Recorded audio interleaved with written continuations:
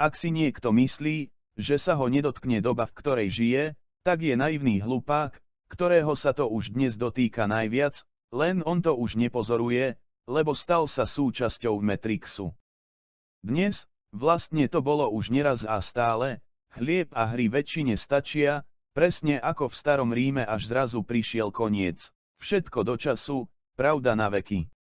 Veď k tomuto ide predsa, k seba zničeniu seba samého. Už neraz sa to stalo aj na tejto planéte Zem, len s tým rozdielom, že teraz to už bude konečná, buď jeden prejde touto veľkou očistou zeme od zla a zlých, alebo padne spolu s nimi, s tými, ktorí už dávno zabudli na Boha a slúžia už len tomu, ktorý prvý padol, lebo si namýšľal, že sa môže rovnať Bohu.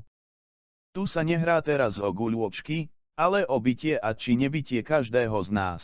Varovaní sme boli od Boha viac ako dosť, či dáme na to varovanie a budeme mu venovať svoju pozornosť, záleží už len na každom zvlášť.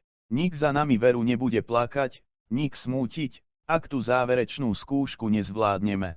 Koleso osudu ľudstva sa nedá zastaviť, ono ide stále vpred, kto zaostáva, ten padne, ale len z vlastnej viny, lebo bol malo bdelý, malo hlavne duchom prítomný.